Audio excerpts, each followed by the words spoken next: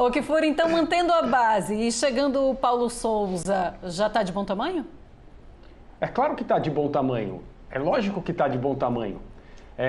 Eu volto ao momento em que alguns, né, um setor, digamos assim, da torcida do Flamengo no Maracanã, nos últimos jogos do ano, chamou os jogadores de time sem vergonha.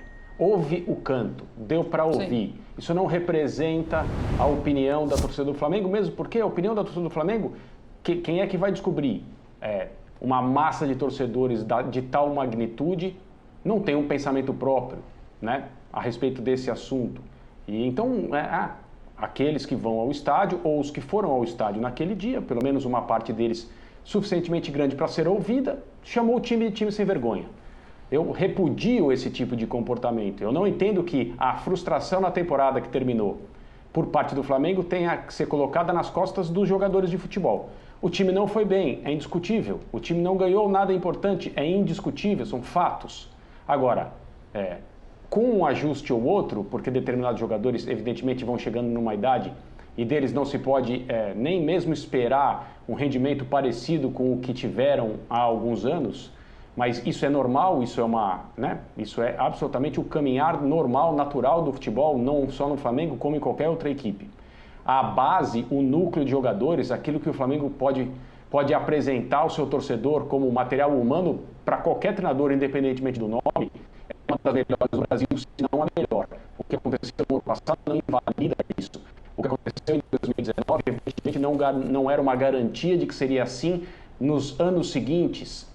Agora, o Flamengo precisa se enxergar sempre como candidato, tem potencial para isso, tem orçamento para se manter perdendo um ou outro jogador, trazendo reposição do mesmo nível técnico ou melhor, planejando o seu futuro imediato, o seu futuro um pouco mais distante. Hoje é possível fazer tudo isso. Eu consigo enxergar o Flamengo como forte candidato aos principais troféus do ano, desde que, é claro, o trabalho de uma nova comissão técnica que vai começar agora, engate, tire dos jogadores o que é melhor, se adapte ao futebol brasileiro em relação às suas dificuldades, se adapte a uma situação em que o treinamento é um luxo e técnicos que vêm de fora, evidentemente, têm o seu trabalho baseado naquilo que pode se exercitar no dia a dia, o ensaio, o treino.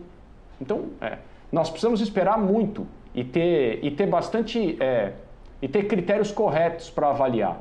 Agora, teoricamente, o elenco que o Flamengo tem hoje é mais do que suficiente para mantê-lo como um dos principais candidatos no futebol brasileiro e sul-americano. Olha, hoje saiu a notícia, primeiramente, no Sky Sports, de que o West Ham estaria interessado no Gabigol. Está interessado no Gabigol e, inclusive, já conversou com a diretoria do Flamengo para ter o atacante por empréstimo por 1 temporada e meia. A diretoria do Flamengo não está um pouco, ou nem um pouco, animada com essa possibilidade. A gente mostra uma tela aí para falar um pouquinho sobre essa temporada do West Ham na Premier League. Vamos lá, vale a pena, Gabi? O West Ham nas competições da atual temporada está na 5ª colocação, tem 34 pontos nas 8º da Europa League. É o primeiro no Grupo H com 13 pontos e na Copa da Liga inglesa foi eliminado nas quartas de final pelo Tottenham. Primeiro, precisa saber também se o Flamengo quer liberar o jogador. O Gabigol tem contrato com o Flamengo até 2024. Faz algum sentido esse empréstimo de 1 temporada e meia, falando ainda da importância do Gabigol para esse Flamengo, Zupac? Só valeria a pena se o Gabriel virasse, nesses moldes, se o Gabriel virasse para o presidente Rodolfo Landim e explicasse toda a sua vontade, se é que ela existe, de jogar a Premier League por um clube como o West Ham, e o Flamengo entender que, depois de tudo que o Gabriel já fez pelo Flamengo, o Flamengo poderia fazer algo pelo Gabriel. Só por esse viés, na minha visão, valeria a pena para o Flamengo. Porque, assim, lembrando que o Flamengo não quis ser gentil a esse ponto com o Pedro, para permitir que ele pudesse viver o sonho olímpico. Não sei se o Flamengo seria gentil a esse ponto para permitir que o Gabriel viva o sonho da Premier League. Porque, assim, para você perder o Gabriel, você tem que ser recompensado por isso. Porque acho que em condições normais, e o Flamengo hoje tem capacidade financeira para poder manter esses jogadores, né? Então, o que o Flamengo faz hoje, que é manter um time que é um time nivelado à seleção, é um time de seleção, né? Jogadores de seleção, por 3 temporadas, né? Vendeu alguns, mas repôs bem. Agora, a base, ela é mantida por 3 temporadas. Isso é incomum no Brasil, jogadores desse nível permanecerem, especialmente Bruno Henrique e Gabriel, o Gerson, que era o outro, já foi vendido. Mas o Flamengo tem capacidade para segurar esses caras. Ou seja, só vale a pena eu liberar o Gabriel se for por uma quantia muito grande. Caso contrário, eu mantenho ele aqui, porque não existe outro igual. A gente está vendo, vamos falar já, o Corinthians está procurando centroavante, não acha. A Bibiana há pouco falou, o Palmeiras está procurando centroavante, liberou o Luiz Adriano, não acha. O Grêmio mandou o centroavante embora, contratou ele de volta, sabe? Então o Flamengo vai liberar o Gabriel para contratar quem?